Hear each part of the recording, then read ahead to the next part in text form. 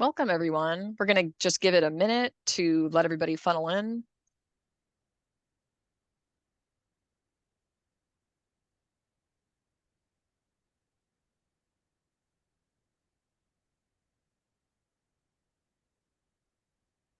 People are still coming in, so whenever I kind of see it plateau, we'll get started.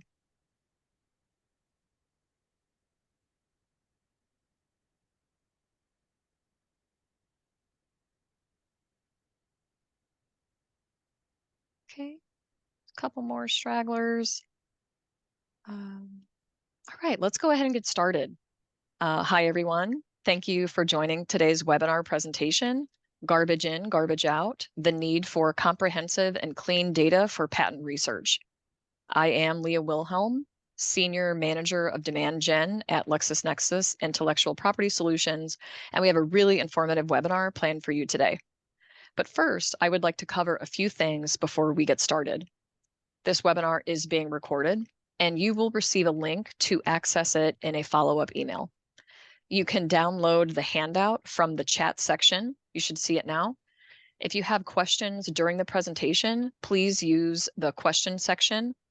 If you have any audio visual problems during this webinar, please let us know using the same question tool, and we will do our best to resolve them. We will answer as many questions as we can at the end, and once the webinar is over, you'll be prompted to complete a short survey where we welcome your feedback on this topic. All right, next slide. This event is approved for 60 minutes of CLE credit. The type of credit requested is ethics. The type of credit allowed is determined by the state governing MCLE board, and attendees will need to validate participation using the 2 codes that will be provided during today's presentation. Be sure to write these down or take a screenshot of the slides when they come. Codes will be provided both visually and verbally. Next slide, please. Within 5 business days, you will receive an email from LexisNexis University that prompts you to log in to your LNU account to validate your participation and to complete a brief survey. Once you validate your participation by entering the 2 participant codes, you will receive your certificate via email. You always have the option to download a copy from your LNU account. If state approval is pending or needs to be processed, you will receive an email providing that status. Now, I will turn it over to today's presenter, David Dillenschneider. Thank you, Leah, and welcome everybody. Hope you're going to enjoy this presentation today. As Leah just mentioned, my name is David Dillenschneider. I'm a client relations consultant for LexisNexis. And as we get started with this presentation, I'm actually going to kind of turn off my video because I want you to focus on actually what I'm showing you up here on the screen here right now. You can kind of get a sense of what this is just by looking at the screen, but I want you to understand that this is an advertisement for this thing called a manure spreader. It was manufactured, you'll see it up there at the top, by the New Idea Spreader Company, headquartered in Coldwater, Ohio. You see that at the upper right. Now, by the way, if you don't know where Coldwater, Ohio it is, it's basically kind of northwest Ohio, kind of between Dayton and Toledo. But anyway, I wanted to show you this because I also wanted to show you this next picture, which is a photograph of Joseph Oppenheim. Now, he was the founder of the New Idea Spreader Company and also the inventor of the manure spreader itself. So a little bit of background about him. He invented the manure spreader and founded the company after, when he was working as a teacher, he realized that during planting season, during the school year, his students didn't come to school because they were out in the fields helping kind of with the planting. So he kind of had this eureka moment which inspired his invention of the manure spreader. And you can actually see the patent up here on the screen right now. This is an image of the original patent for the manure spreader that Joseph Oppenheim received way back in 1900. In fact, you'll see his name up there at the top, Joseph Oppenheim, as well as Maria Stein, Ohio, which is very, very close to Coldwater, Ohio. And believe it or not, Joseph Oppenheim actually has his own Wikipedia page, which notes that he invented the modern widespread manure spreader. I kind of underline that. Now, he filed the patent application back in February 17, 1900, when he was about 41 years old or so. And it was granted on May 1st, 1900, so less than 3 months later. So think about that speedy timeline when you think about the patent work that you do.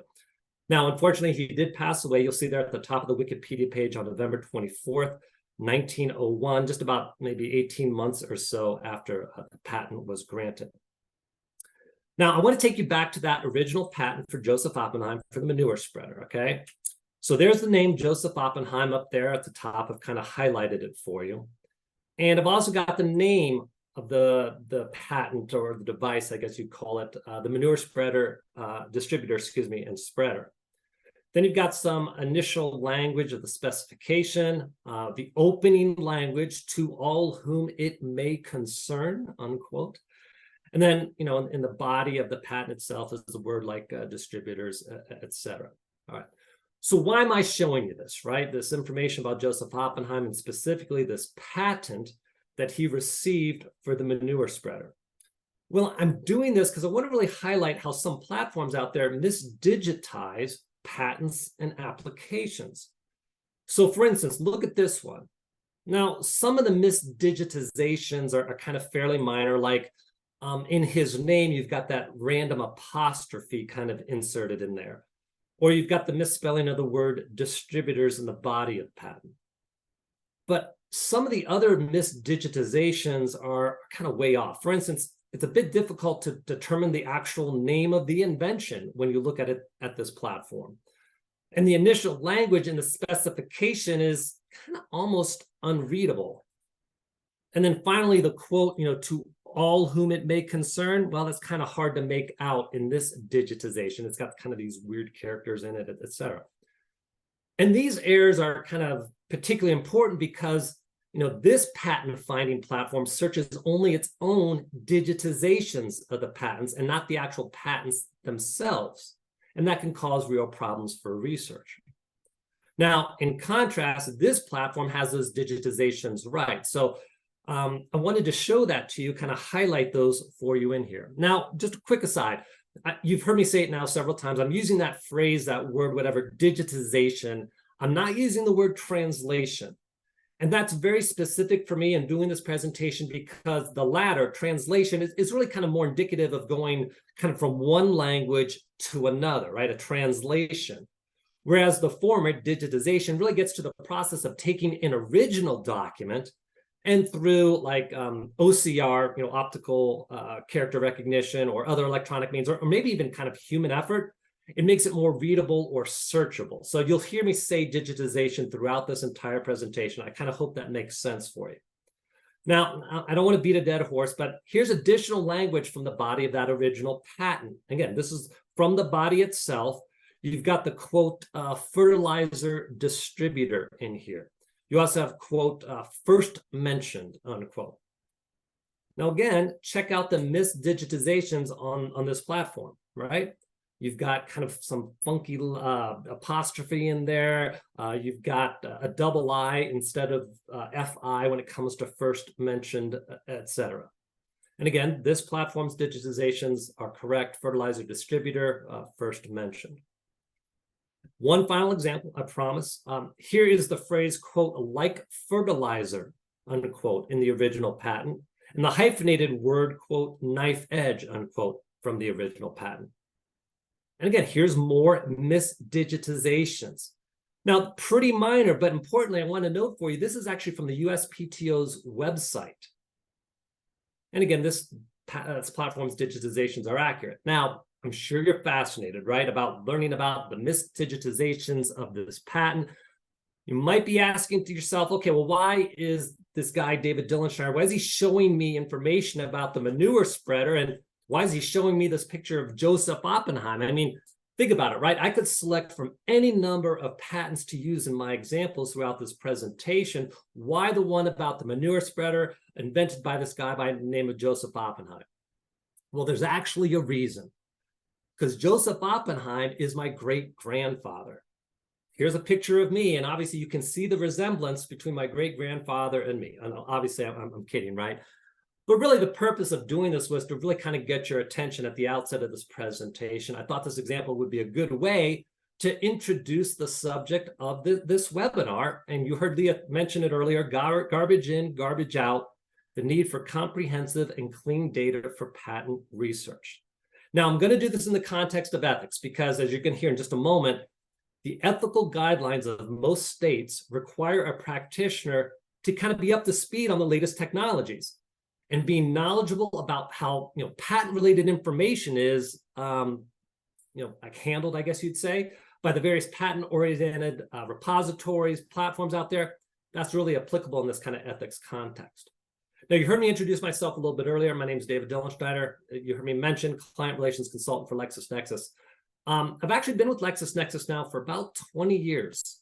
Before that, I was actually a practicing litigator for a law firm in Columbus, Ohio. Now, before we get into the heart of the presentation, I just want to kind of set forth an agenda for you so you can kind of get a sense of how this is all going to flow for you.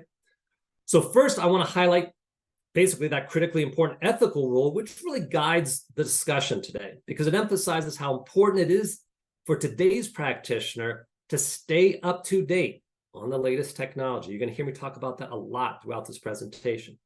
Second, I'm going to discuss the need for any patent-oriented repository of information or a platform out there that a practitioner like you guys are using, the need to have comprehensive data.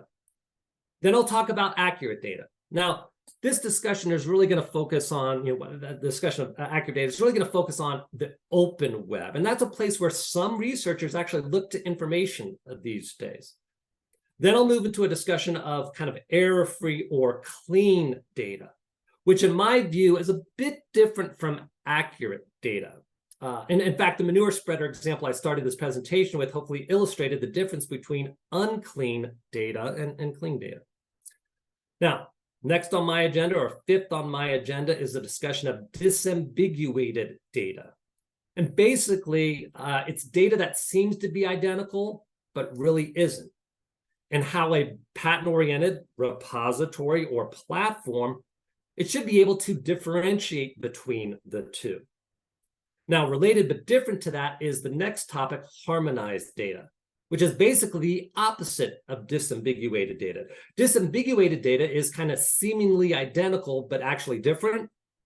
But harmonized data is seemingly different, but actually identical. And you'll get a sense of that as I get deeper into the discussion. Now, I'm using these phrases, right? Disambiguated data, harmonized data, clean data, et cetera. Don't get caught up on that language, the semantics, however you want to phrase it. Those are really just categories I'm using to organize this presentation. So you might personally think that one type of issue I discuss belongs into a different category than I put it in. That's fine. Remember, for purposes of this discussion, this presentation, these categories simply just make it easier to understand the discussion. Now, lastly, up there, last bullet, I'm going to touch briefly on the topic of artificial intelligence, certainly a lot top of mind for many of you, and really focus on the need for every practitioner to understand its possible benefits, certainly, but also its limitations. Again, think about that ethical guidelines. Now, wow, I mean, that sounds a lot, right? I got a bunch of bullets up there, but our time is going to fly by. I certainly hope by the end you have learned a little something about the need for comprehensive and clean data in your world of patent research. And certainly a benefit of that also is bagging one of those coveted ethics credits. I know it's getting into November. For some of you, the end of your credit year, I guess, compliance year is December 31st. So this is great for you if you haven't gotten your ethics credit already. Also want to kind of remind you that you are going to get a handout for this presentation. It's just going to be a handout. It's not going to be all the slides. There are a lot of slides in this presentation, but the handout is a nice summation of the key points of the discussion today. And I do have an eye on my clock. I'm going to make sure we get you guys out of here on time. Now, before we really get into the heart of this presentation, though, I got to also give you my disclaimer. You don't have to read it. Just understand this presentation is not legal advice.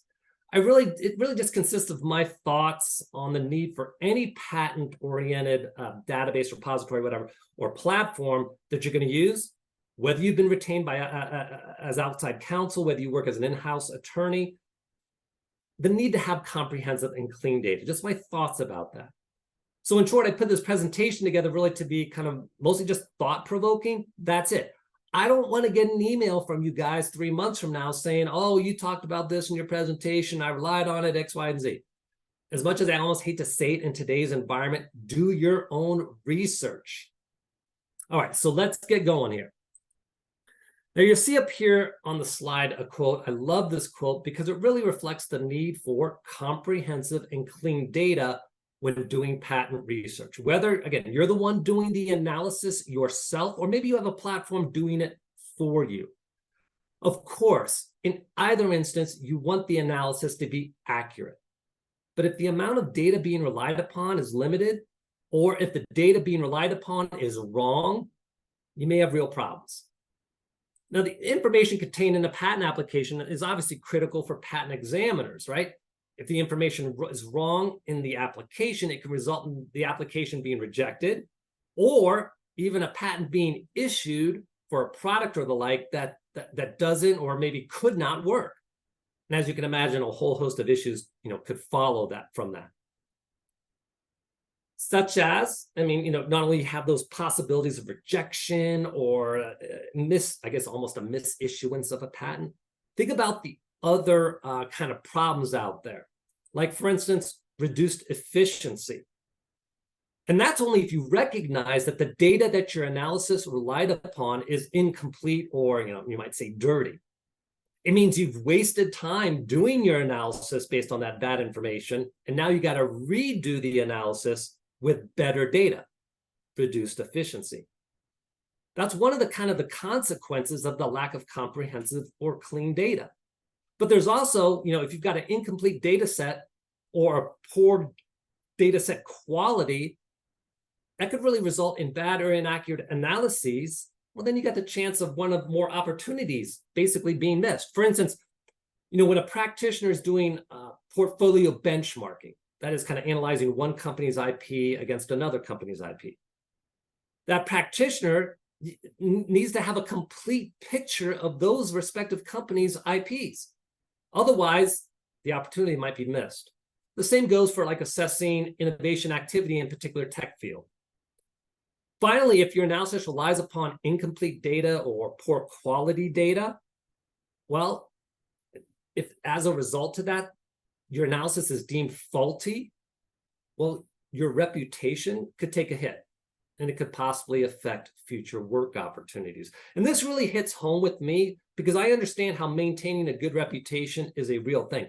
In fact, a couple of years ago, I was doing a presentation at a law firm. I was doing this presentation in front of a group consisting of mostly associates, and I was discussing the inaccuracies of the results presented by a particular free research search engine, I guess you'd say, that oftentimes associates will use kind of as a shortcut when they're doing their legal research.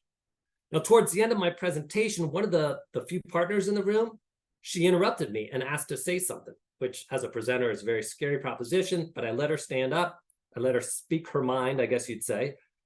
And she stood up and she talked directly to the associates, and she told them that at that firm, the attorney should never use the search engine that I was talking about because of its potentially inaccurate results and the potentially resulting risk that such results presented to the firm and its reputation.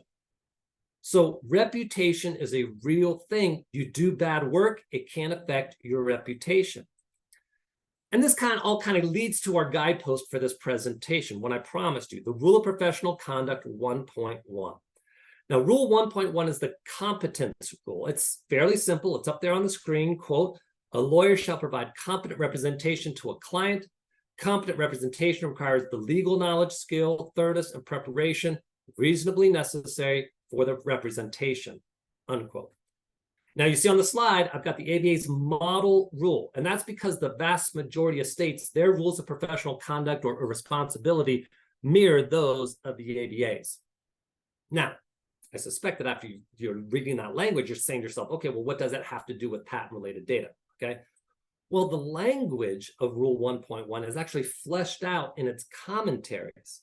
And of particular importance for today's practitioner is Commentary 8, which states that a practitioner must be aware of, quote, the benefits and risks associated with relevant technology, unquote. And I mean, Commentary 8 to Rule 1.1, it's still relatively new. It was formally adopted by the ABA just about 11 years ago in 2012. But since its approval, it's been adopted by 40 states, and I suspect that in the coming years, even more states are going to adopt it. And the requirements, as fleshed out in Commentary 8 to Rule 1.1, it's a real thing. Commentators have noted this. And I mean, hopefully that's one of the reasons that you're attending this webinar. I mean, to further that point, here's language from an article from the Oklahoma Bar Journal from just a few years ago. It really echoes this responsibility, right? You've got to understand the risks associated with the relevant use of technology to stay competent. And by the way, it's not just commentators saying this. Here's language from the State Bar of California itself addressing the evolving nature of the requirements under Rule 1.1. All right, so what does Commentary 8 mean for practical purposes, for you all, right? Well, think about the recent pandemic and think of all the video conferencing technology, Zoom, WebEx, etc., that we were using, and think about it in the context of communications and confidentiality. You got to stay up to speed on that tech to ensure that you're compliant with 1.1.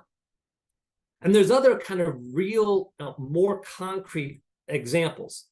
For instance, this article discusses counsel's responsibility to protect client confidences in the context of cyber attacks.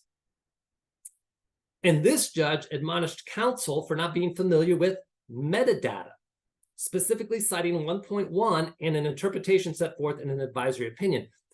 In particular, look at the opening language of this footnote 6, quote, "We do not mean to excuse counsel's lack of familiarity with metadata," unquote.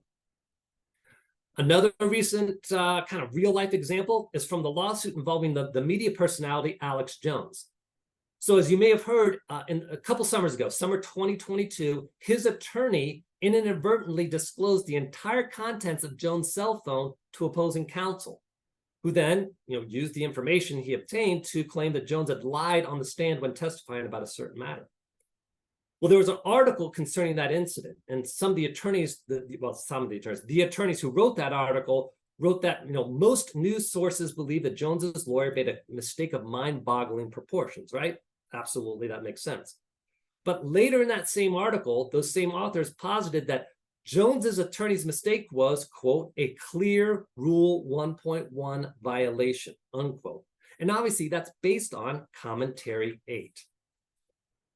Interestingly, the same attorney involved in that prior example was subsequently found to have violated 1.1 for failing to keep highly sensitive records that had been the subject of a protective order confidential.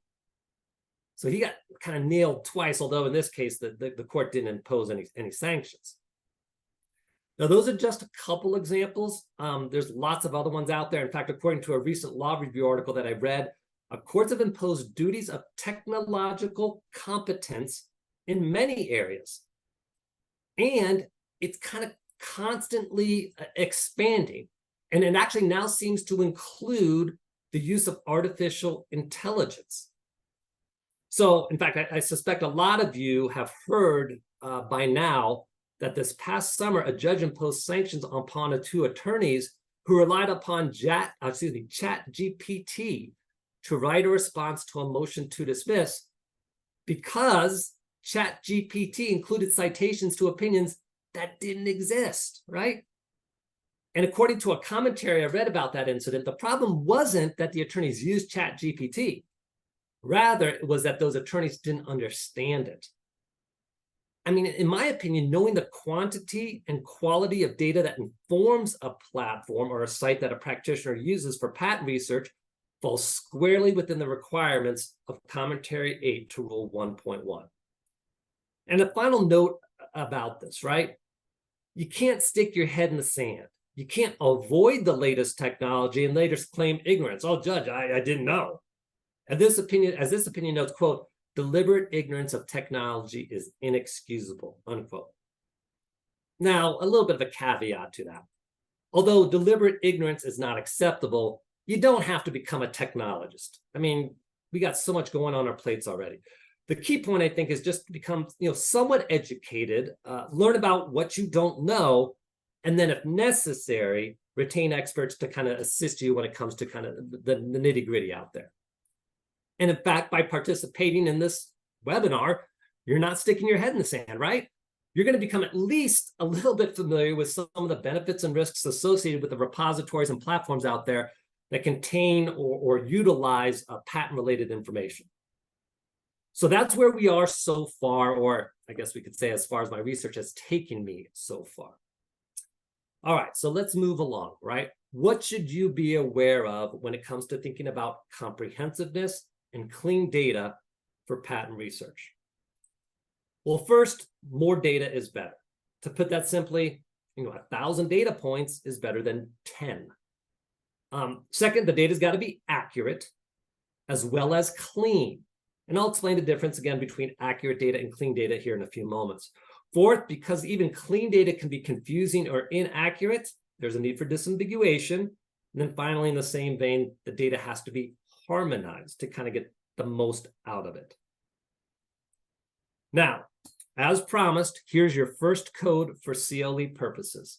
Now remember, you're going to need this code to get your CLE credit, so please write it down. You'll see it up here on the screen. Grab a screenshot, write it down, whatever. I'm also going to say it verbally twice, and note that the letters are lowercase.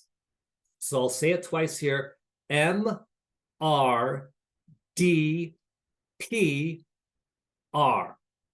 And I'll say that again. M as in mouse, R as in radar, D as in donut, P as in panda, R as in radar. That is your first code. At the very end of this presentation, I will give you your second code, all right? So make sure you got this first one. I'll give you the second one at the end of the presentation. So let's move forward with the first thing to consider. More data is better. Now, the idea of more data is better, it didn't originate with me. I actually stole it from an article that I read recently. But the author actually phrased it a bit differently, citing the need for a huge data set, unquote. That makes sense because, as I mentioned early on in this presentation, the more information that can be offered for analysis, whether it's done by you manually or by the platform that you're using, the more informed that analysis will be. I mean, think of your work as a puzzle. You want as many pieces as possible so that you can see the entire picture. Sometimes even one missing piece can be devastating to your ultimate conclusion. Now, in my mind, a huge data set is comprised of two components. You see them up here on the screen: depth of coverage and breadth of coverage. Now, when it comes to depth, think of time, not only how recent the data is, but also how far back the data set goes, as well as, I guess, how complete the data set is over time.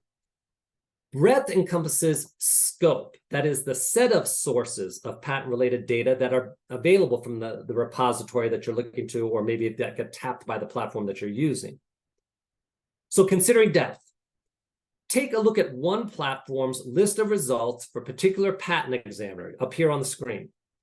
And specifically, you're going to see granted patents and abandoned applications kind of sorted chronologically, meaning that the newest granted patents or abandoned applications are displayed there at the top.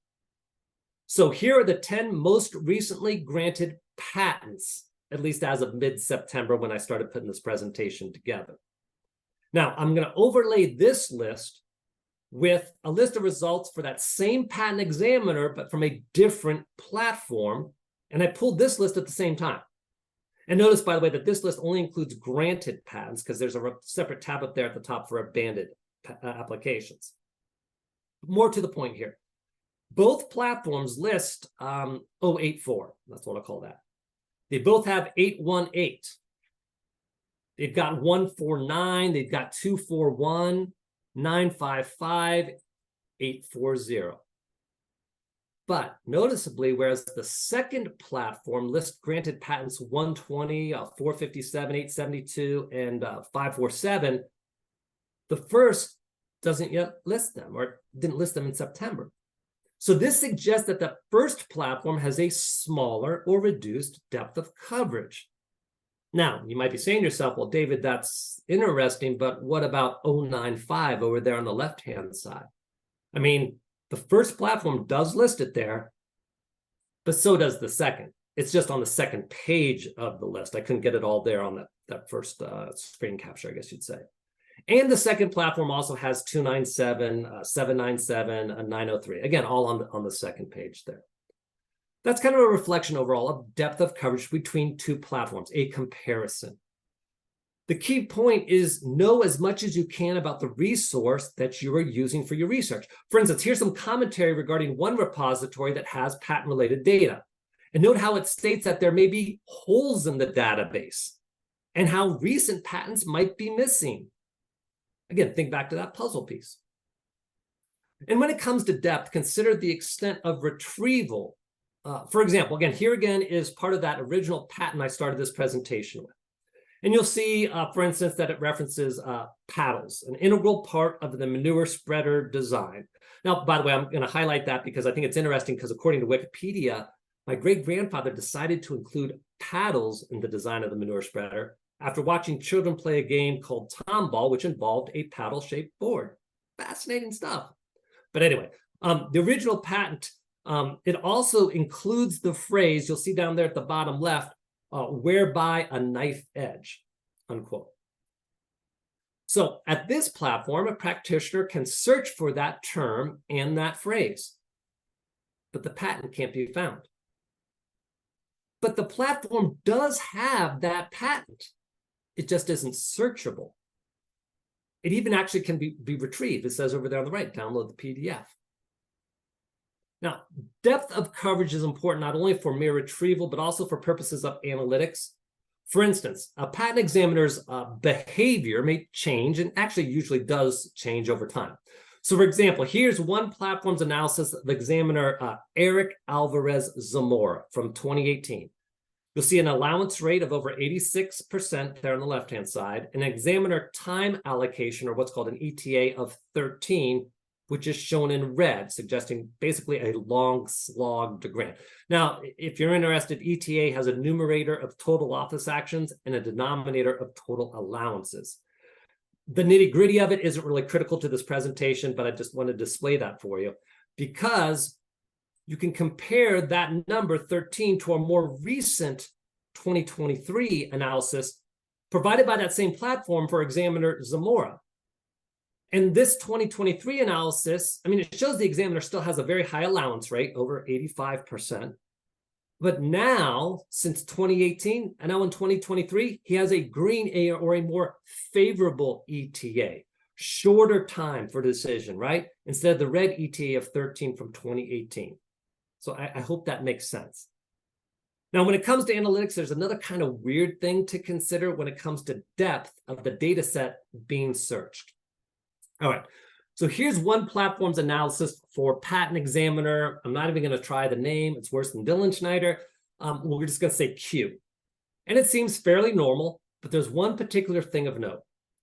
It seems that examiner Q left that role as patent examiner for 4 or so years. You'll see that kind of highlighted down there at the bottom. Now, I got no idea why he left that role, or he or she left that role, but this platform captures both the examiner's first stint as well as the second one. And importantly, it captures 658 total applications the examiner considered over those 2 stints. In contrast, here's another platform. It lists only 70 cases or applications, I guess, suggesting possibly that it didn't maintain the data for this examiner when he or she left that role for about 4 years. Now, obviously, it's very rare for an examiner to leave the USPT role as an examiner and then later return. But what if you had that situation and that examiner was assigned your application immediately upon his or her return? Wouldn't you want some data, even if it's a few years old, to help inform your decisions? Now, there's also that breadth of coverage. And for that, basically, I just think about countries. It's not a big deal, but some sites claim to have an extensive collection of patents. The point is, don't be fooled. Remember to consider not only what those sites actually have in their collection, but also whether what they have is searchable. For example, via translations or digitizations and the like, all right? Think of that breadth. Now, the second thing to consider is whatever data set is being used, it's got to be accurate. Now, this really pertains to the trend of practitioners to cite various websites in their patent applications. I mean, check out this language from the Wikipedia page regarding patent research down there at the bottom. Quote, "The internet is a popular source of technical information," unquote. And that trend really isn't helped by suggestions at various sites out there to, quote, "search Google," unquote. All right, so many years ago, when my family was planning a vacation, I asked for their suggestions as to where we should go. Now, my son found this website and suggested that we head to the Pacific Northwest and search for the Pacific Northwest tree octopus, because he found the site which talked about this animal. But my daughter wanted to visit the Great Lakes for some whale watching. And so she showed me the website, and when I checked it out, I was reassured because it actually self-verified. It said, yes, it is true. But my wife thought the Golden Gate Tunnel looked more interesting, particularly as she thought that the kids and I could go to the donut court while she took a break at the day spot in the tunnel. Now, my goal here was really kind of make you guys laugh, right? You guys know these are all parody websites, kind of reflecting the fact that not everything found on the open web is true. And obviously the falsity of these websites is pretty evident, okay? But not everything is so evident, right? I mean, what about me? I mean, a few years ago, I came across this site which said that I was a director at Integrated Research. I found that interesting because I've never worked for that company. I got no idea what they do. And I've never worked for Yahoo, even though there was a website that said I was an account manager for that company. And this site said that I was an expert witness. I'm not. Now, I understand these are just kind of random sites out there. But what about sites that practitioners really trust and have regularly cited in patent applications? For instance, here's a patent application that was just filed about a year ago. And in that application, there's a citation to a Wikipedia entry, a neighbor joining tree, it looks like. And here's that entry from Wikipedia, right? Or here's another recent example, which says in part, quote, "according to Wikipedia," unquote. All right, here's the problem. Take a look at this social media post in which the poster notes that he edited Wikipedia on the fly to show that he was, quote, "family," unquote, in order to get into the VIP area at a band's concert. And there's the name of the poster right there at the top, Adam Boyd. And here's the Wikipedia page for the band, which, at least at the time I grabbed the screenshot, shows that poster, Adam Boyd, is a cousin of the main vocalist of the band, even though he isn't. That's the edit that he made. In short, anyone can edit Wikipedia for any purposes. Now, I'm not going to get into a discussion of the manual of patent examining procedure, the use of the Wayback Machine, social media, stuff like that. Rather, my point is that you got to be careful about what you find out there on the open web. I'm not saying don't use it, just be careful. In fact, many years ago, the Patent Office recognized this and barred its examiners from using Wikipedia when evaluating patent applications. Nonetheless, in 2010, it was noted citations to Wikipedia were still increasing. And even more recently, according to a chart I found through a recent Google search, and remember, everything you find on Google is true, that trend seems to be increasing. Just remember, Wikipedia itself makes no claim as to the validity of its information, its entries. So when you conduct your search online, whether through the open web, through a specific website like Wikipedia, you might think you're getting this, when in reality, you're getting this, okay? So the third thing to consider is whatever data set is being used, it's got to be clean. Clean data is fundamental to data analysis because of the concept of this whole presentation, right? Garbage in, garbage out. So I actually recently attended a webinar during which Dr. Christopher Wallach, he's the head of strategic IP management for Henkel Adhesive Technologies. He gave his thoughts about the importance of good data when conducting patent research. And you see a quote up there on the screen. And what really struck me was his comment about the difference between bad input data and good input data. Now, his comment was made in the context of visualizations, but it obviously relates to analyses generally. And in particular, I found this succinct quote that you see on the screen very informative. Specifically, quote, "You need a very good and clean input data set for having a good assessment, unquote. Very good and clean input data really sums up the idea of today's presentation. Now, I started this presentation with my great-grandfather's patent for the manure spreader and some of the misdigitizations of it that I found at various sites. And believe it or not, misdigitizations occur far more often than you probably realize. So I'm going to continue on with that opening example, but now I'm going to show the consequences of such misdigitizations.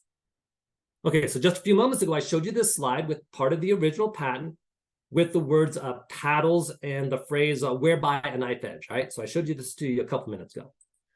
Now, at this site, the word paddles is correctly spelled. That's pretty easy. But a hyphen is erroneously inserted between the words a and knife edge. Or another site, the word paddles is also correctly spelled, but the words a and knife edge are, I guess you'd say, kind of merged.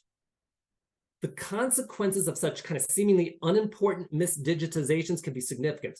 For instance, at this site, a search of that word and that phrase as used in the original patent that I showed you, it yields 0 results. The same holds for a similar search at another patent data search site. Yet we know that the patent includes that word and phrase, and here's a third example. But check out this site. The identical search of that word and phrase finds the manure spreader patent from 1900. Even more egregious is this example. Again, this is some text from the original patent, which starts with the word shown and ends with the word distributing mechanism. You see those underlined there on the screen. And look at all that text in between there, right? Now, this site's digitization of the patent seems to have the same text, right? In fact, the relevant portion starts with the word shown, and it ends with a slightly messed up phrase, distributing mechanism. But in fact, this site's digitization completely omits language from the original patent. Here's the portion of the original patent that is missed by the previous site's digitization. It's not there at all. And obviously, the consequences of a digitization that fails to include language from the original patent is that a word or phrase from the original patent that is searched for at the site where the language has been omitted fails to find the original patent. Now, another example, at least in my mind, of cleaning work is assignment monitoring. Now, some might consider assignment monitoring to be harmonization. I'll address that in a few moments, but I've included it here under the topic of cleaning. So look at this patent from 2008. In fact, there's my name listed as one of the inventors on this patent. And there's the number. But importantly, note that it was assigned to LexisNexis. Now look at that now look at the patent as it's displayed on this other platform. Still has my name listed as one of the inventors, still has the same number, but the owner on this version is different. It's now RELX. In fact, the name LexisNexis doesn't appear anywhere on the patent is digitized by this platform.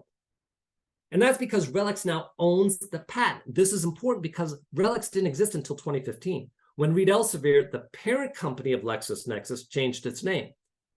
So this platform kind of cleaned up that data so that when a practitioner searches for patents owned by RELX, it finds this patent, even though that name, RELX, is not on the original patent. I hope that makes sense. In fact, if you go out there and you use this platform and you try to utilize the owner field to find LexisNexis, the platform actually will prompt you to use RELX because LexisNexis is a sub of RELX. And the result is that my patent is very easily found on that platform. Now, it can be found via other platforms as well due to kind of cleaning work that is done by them. And again, here's another platform that got it right. But I want to give you another example. A couple of years ago, October 2021, Mark Zuckerberg announced that Facebook was being renamed Meta, with its subsidiaries being Facebook, Instagram, etc. So a while back, I searched Meta on the platform, and I retrieved a possible number of hits, including one from Meta Platforms, which shows 6,012 patent families. I also, at the same time, searched Facebook on the same platform. And you can see that one of the hits I retrieved was for Meta Platforms, and it shows Facebook as a subsidiary name. Importantly, it shows 6,012 patent families, and by the way, just so you know, same holds for Instagram as well, because I did the same search on Instagram, 6,012 patent families. All right, one more example. Check out this patent. Note the name of the applicant here, Intellectual Business Machines Corporation. Now, that should set your radar off, right? Obviously, it's wrong. It should be International Business Machines, IBM. But it's wrong on the original patent. And there's a patent number up there at the top. We're going to call this one 8002. So you want a platform that will correct that for you. That is, enable you to find that patent even if the applicant name or owner number or whatever was misspelled or messed up in the original patent. So in this case, you type in the name Intellectual Business Machines, and it knows that you're looking for IBM. Now note that it's not actually changing the text of the original patent. The platform is just making it easier to find. Because if the platform doesn't do that, that patent will never be found via a search of IBM. And you can find that patent by simply searching for IBM. And note that I added the 8002 patent number to make this example easier, just because IBM has bazillion patents. But you can find that patent under IBM, even though it was whatever, Intellectual Business Machines. You want a platform that's going to do that for you. All right, so far I've given you 3 of the 5 things I think should be considered when evaluating data that practitioners, you all, might look to when you're conducting your patent research. Those things really relate to the data itself. The final 2 things in this list relate more to the platforms that utilize patent-related data to create analyses for you. So what about disambiguation, which, by the way, it's a real word. I checked it out. It's the 4th thing to consider when you're doing your evaluation of a data set of patents or a patent platform. I'm going to jump outside the realm of patents for a moment because I want to introduce you to a pitcher in baseball by the name of Brady Fiegel. I'd like you to also meet another minor league pitcher also named Brady Fiegel. They're both pitchers. They look alike. They got the exact same height. They both got red hair. They got beards. They wear these kind of glasses. They've actually both had Tommy John elbow surgery done by the exact same doctor. Very, very similar situation here. And of course, you got the identical name. But a DNA test proved that they're not related to each other at all. But if you were an opposing minor league manager and your team was facing pitcher Brady Fiegel, you certainly want to be sure that you have the relevant statistics for the right Brady Fiegel.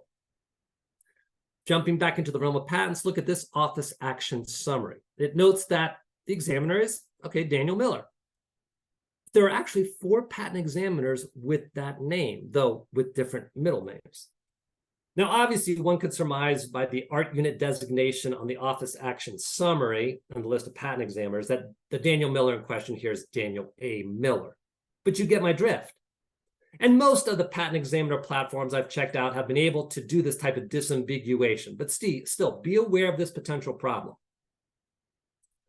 The last thing to consider is harmonization. Now, again, some might consider some of the examples I provided in my discussion of cleaning as actually harmonization. That's fine, whatever. I just want to provide you with some examples of what I consider to be harmonization. So consider this application. It has patent examiner Paul Nagayan Ba assigned to it. Now, just as an aside, this guy is no longer active. But here's an office action summary for that same application. In fact, you can see the same application numbers right there. Now, check out the examiner's name, though, on the summary. It's still Mr. Nagayan Ba, but now there's a hyphen between Nagayan and Ba. Maybe not a big deal, but a good analytics platform should be able to recognize that those 2 names are one and the same. In fact, this platform recognizes variants of that name in the various patent documents, calls them out, and ensures that a user can get the same analysis regardless of which variant the user selects.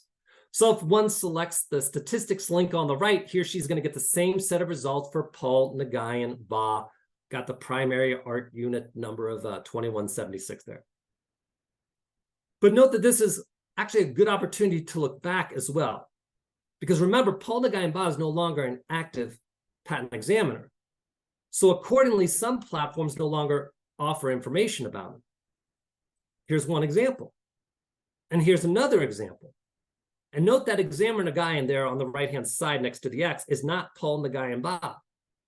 Now, that may not be a big deal for you, but for some practitioners, that data could be important because remember this patent examiner, examiner Q, I called him, who left but later came back?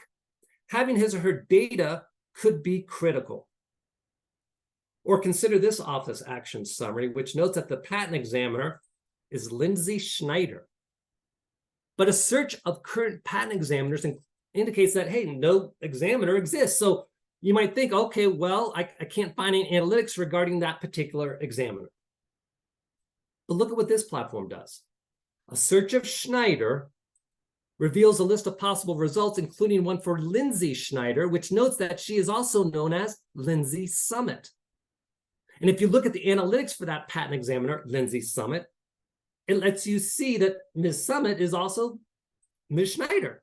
So apparently Ms. Schneider maybe is the maiden name of Ms. Summit or something like that.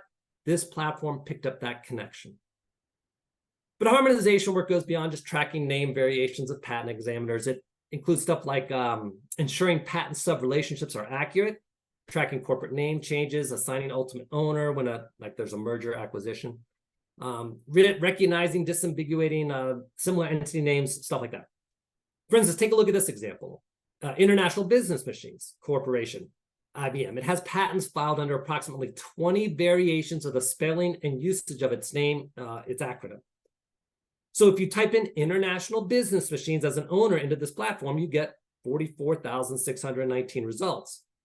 But you get the same number of results if you type in IBM or IBM with the periods between the letters, or even International Business Corporation. You probably want a platform that will perform such harmonization, as sometimes there can be inconsistencies in patent applications, and most platforms will pick that up. But what if you do something really wacky and make a slight typo like this one, right? IBM with spaces between the letters, no periods. Again, you're going to see 44,619 results from this platform. But some platforms apparently don't harmonize that type of typo, as you can see up here on the screen. All right, so up until this point, I've been talking about data sets that are used by practitioners and the analytical platforms that you might use. What about AI, particularly generative AI, which creates output based on data that it's been trained on? I seem to be kind of seeing it everywhere. I'm sure you guys are too. It's starting to make its way into the world of research, particularly the research of patent practitioners. Now, I'm not going to do a half-hour discussion of generative AI, but I do want to focus on what I just mentioned. That is, generative AI is trained on data. And accordingly, there's that risk of garbage in, garbage out, or with respect to the latter, what they're calling hallucinations. In order to be compliant with Rule 1.1, when using generative AI, practitioners must be aware of this risk of hallucination. Hallucinations are a real risk because of the quality of some of the data sets that are used to train generative AI platforms, like ChatGPT. As you can see here on the screen, one of the data sets used for training is Wikipedia, which I think maybe it's ironic. It's noted by Wikipedia itself. It's used to train ChatGPT. Well, so we're very close to the top of the hour. We're going to get almost to the end of this discussion, but if you're going to indulge me for just a second, I'm going to go back to the example I started this presentation with. Specifically, go back to that manure spreader. So here's a Wikipedia entry for a guy by the name of Henry Sink up there at the top. And you'll see here that he is the son-in-law, or was the son-in-law, of my great-grandfather, Joseph Oppenheim.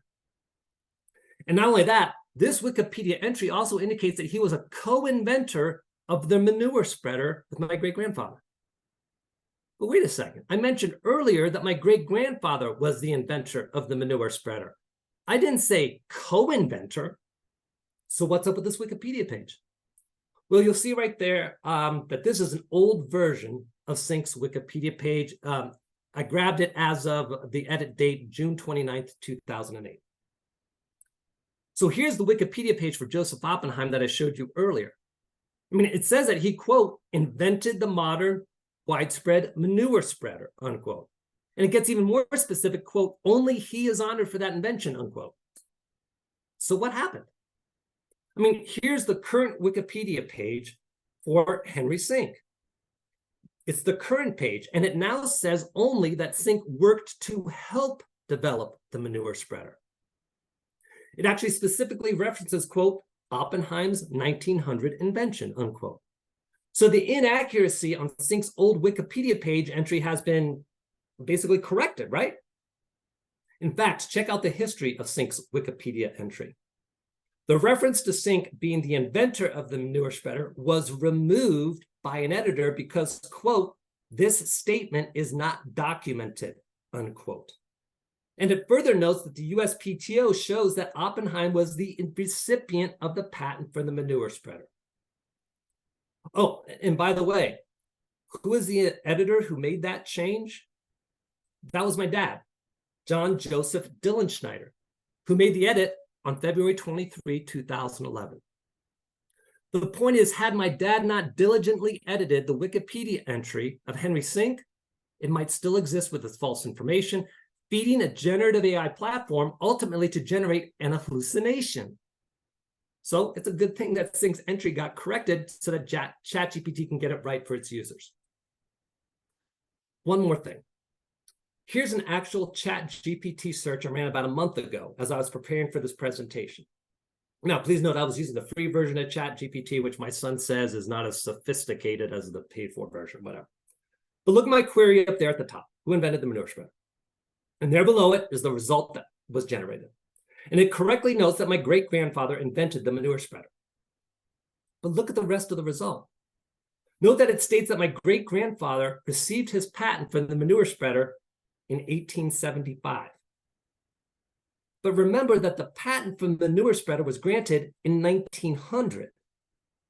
And that's actually noted, as I showed you, on the Wikipedia page for Henry Sync.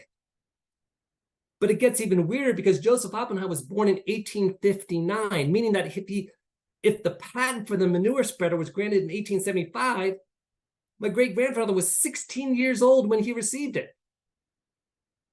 And one more thing about that, 1875 is not the, quote, early 19th century, unquote.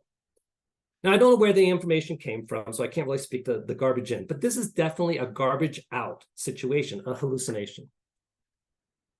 So one other thing to consider about this, by the way, the data being used to train generative AI platforms becomes dated immediately. It becomes dated possibly tomorrow. So if the data isn't being tapped in a kind of a contemporaneous real-time manner, it could be old data that is no longer accurate. So kind of think about that as well. Look, just as you're expected to know about the ins and outs of other technologies, you got to be knowledgeable about AI, including how generative AI platforms may be trained on bad or old data. And note that besides the likely applicability of this ethics rule I've been talking about, 1.1 and its commentary 8, states are also looking to even more in depth at the ethics issues related to AI. So just kind of be aware of that, be on the lookout for those developments in the near future. All right, so we're now at the end of the presentation. Don't leave yet, all right? Because first of all, I'm going to take a look and see if there were kind of any questions coming in. There was actually one came in on a private chat here. It said, kind of funny, it said, this is a lot of information. How do I know which place is best to go for patent research? I think the way to think about that is think of your patent research. Evaluate and compare. Yes, this is a lot of information, but I had to go out there, evaluate sites, compare them, that sort of thing. From my experience, the lessons that I took away were simply, be a bit wary of free sites, kind of you get what you pay for situation, but also understand the ins and outs of all the sites. If you can do like a free trial or something like that, it can certainly help out when it comes to evaluating a platform.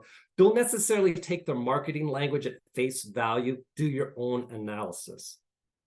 All right, a couple other things here. I want to make sure I got to that question here. Second thing is I got to give you that code. So I'm going to do that here in just a moment. But right after the code, we're going to close out this webinar. And I just want to remind you to please, if you could, make sure that you complete the survey. It's a very short survey, but it's going to help us to really ensure that what we provide for you during these webinars meet your needs. So please be sure to do that for us. It really is helpful. But the last thing I'm going to do here is I promise got to give you the second code. So here we go. Again, you need this second code just like the first code. Write it down, take a screenshot, whatever. All the letters are lowercase, although there's some numbers in here as well. A little confusing on this code, and it's not my fault. that first letter is lowercase l. So I'm going to speak the code twice. You have L, H, you've got the number 9, and then U. And I'll do that again for you. L as in llama, H as in house, again, the number 9, and then U for umbrella. Make sure you have this second code along with the first code to help you get your CLE credit for attending this presentation.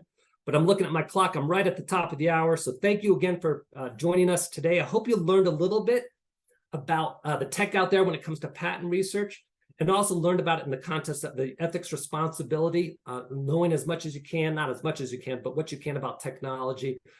It's applicable not only in patent research, but in other types of research as well. Very, very important for you to understand that. With that being said, I'm going to turn it back over to Leah to close us out, and we're all done. Thank you very much. Thank you. Have a great day, everyone. Thank you for joining us.